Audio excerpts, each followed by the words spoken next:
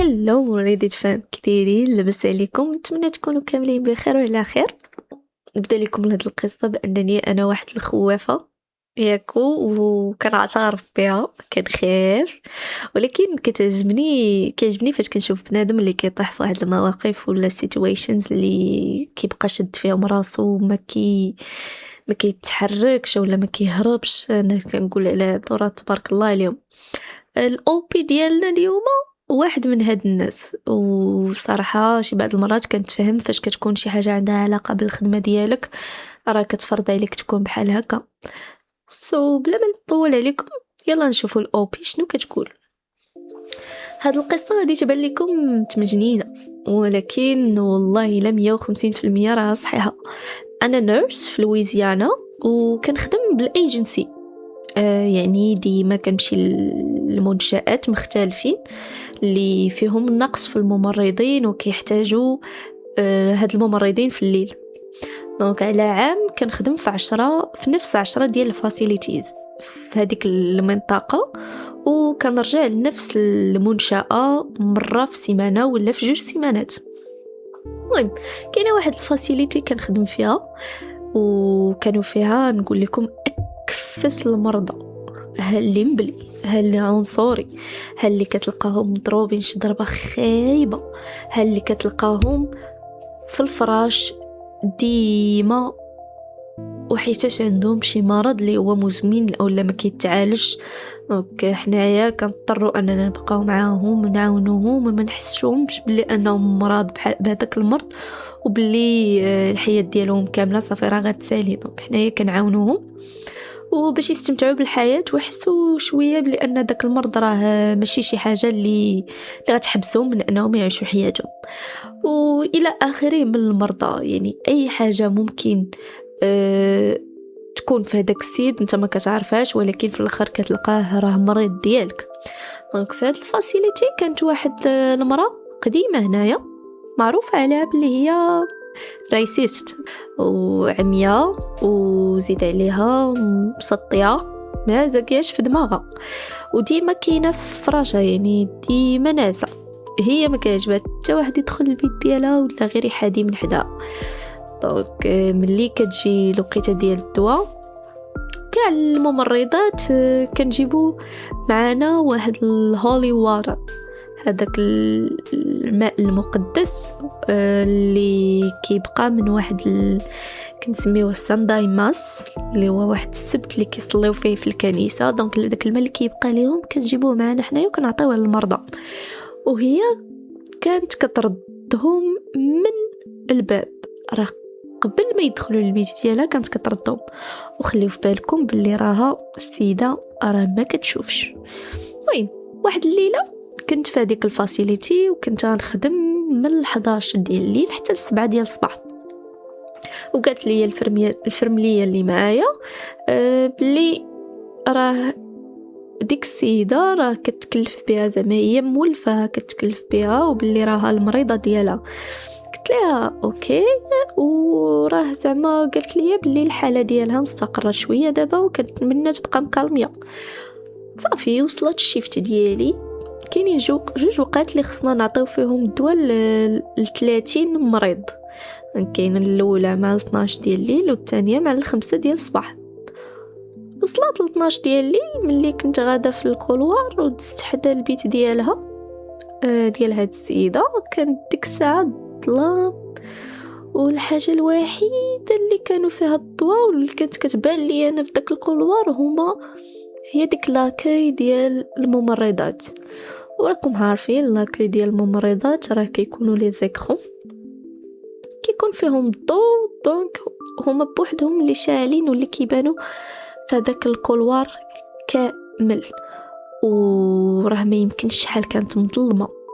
المهم مني وصلت للبيت ديالها السيده كنلقاها معلقه، يعني راه رجليها الفوق ويديها لتحت وراسها حتى هو لتحت وصباعها على الضص. في الاول كانت كتبان ليا بحال كدير شي حركات، وانا كنقول هادي راه كدير سبور ولا ما عرفتش شنو واش كدير. المهم ولكن كرشها كانت كتبان ليا لاصقه صمها في السرير ديالها بواحد الطريقه في شكل، وانايا كيبان ليا داكشي ما هواش.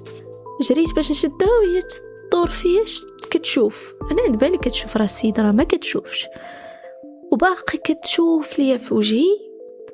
انا صافي درت فيا ديك الشوفه، راه كنت غلوحه، والمشكله راه بقات مسمره كتشوف.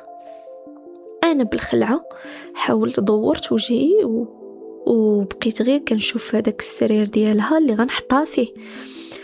دونك فاش حطيتها وتميت خارجه وكنتمشى بالزربه باش نخرج ودرت نشوفها عاوتاني، لقيتها هزه رجليها الفوق. اويلي كانت مغطيه بواحد ليزار، وفاش هزات هذوك رجليها هكاك كتبان بحال شي خيمه. راكم عارفين فاش كتهزوا رجليكم وسط ليزار راك بحال كتكريا واحد الخيمه، ولكن انايا راه ديك الخيمه كانت كتبان طويله بلا قياس. هاد السيده راه ما كانتش فيها حتى 1.50 متر، يعني ورجليها اللي كانت هازه تحت من ليزار راه كتبان فيهم 1.80 متر. انا صافي جمدت في بلاصتي كنشوف، بقات غير كتقول over and over، كتقول كتشوفيني كنشوفك، كتشوفيني كنشوفك. وهربت من ديك البلاصه. صافي ما درتش نشوف مورايا عاوتاني.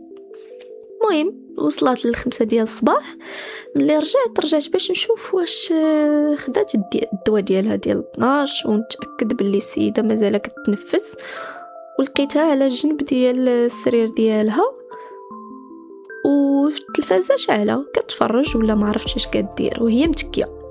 انا كنت كنتمشى بشويه ولكن هي نقصت كتشوف فيا، وهاد التنقيزه اللي دارت راه ماشي ديال واحد عنده 80 عام، راه ديال شي دري صغير كيدور كيترطب فرحان. انا بالخلعه ما نكذبش عليكم، خدمت مع هاد السيده شي 2 مرات في هاد 6 شهور كامله، وعرفتها بلي عنصريه وغنعسه في الفراش. كنت ديما كنخلي ليها مخده تحت رجليها، وما عمرني شفتها واقفه ولا حتى في الكرسي المتحرك. دونك ملي جات النيرس اللي خلات ليا الشيفت ديالها ما تيقاتنيش، قالت لي بلي هاد المريضه راه بيسيكلي ما كتقدرش حتى توكل راسها، كتعاني من واحد التشنجات اللي ما كتقدرش تحرك حتى رجليها، وهي ديما مخدره حيت كتاخذ واحد الدواء ديال الاكتيفيال مع المورفين وكيخليوها بحال هكاك مجبده لا حركه، وهذا الشيء بالطلب ديال عائلتها، وخلاها تكون ما عمرها دارت شي اكتيفيتي في هاد 4 شهور ولا 3 شهور اللي فاتوا. اعطيتها الدواء اللي مقرر يتعطاها مع 12، ما زدت حتى شي حاجه اخرى، وخرجت من البيت ديالها وتم المورفين ما عطيتوش ليها حيت ما كانش سكيدولد باش يتعطى. مي هاد النيرس قالت لي بلي راه لا يمكن تكون تحركات، وفاش وصفت ليها شنو دارت وكانت كتبان تايقه من الهضره اللي كتقول برا السيده راه ما عمرها تحركت من بلاصتها. المهم انا هاد النيرس هادي دزنا على كاع المرض، وفاش وصلنا عاوتاني عندها لقيتها غنعسه ما كتحركش، وكما كنت كنقول راه مخدره وما كانتش كتبان بحال البارح كاع. ومن بعد انا ما بقيتش رجعت لهاد الفاسيليتي. ما غنقولش راها شي حاجه شيطانيه، ولكن راه البيت ديالها والكولوار راه كيعطيو واحد الطاقه اللي مظلمه وخبيثه، وكل مره كنخدم قريب من هاد البيت راه كتجيني تبوريشه في الجلد ديالي. ودابا كتسالي القصه ديالنا، قولوا لي كيفاش جاتكم. انا الصراحه كيخلعوني السبيطارات بالليل، كنقول شي نهار غتبان ليا شي حاجه، خصوصا في هاد الفاسيليتيز اللي تيكونوا بحال هكا تيكونوا فيهم هاد المرضى اللي في شكل شي نهار يصفي عليك شي حد تلبا. المهم ما تنساوش تخليو لي الكومنتس ديالكم وقولوا لي كيفاش جاتكم القصه، وإلا عجباتكم ولايكيو إلا عجباتكم حتى ستوري، وإلا كانت عندكم شي حاجه بغيتو تقولوها ولا بغيتو تقترحوها منا، وكانت معكم ريديت بالدارجه.